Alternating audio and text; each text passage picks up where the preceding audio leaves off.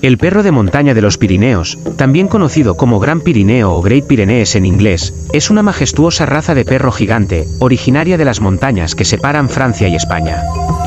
Históricamente, fue criado para proteger el ganado de los depredadores y también sirvió como guardián de castillos en la Edad Media.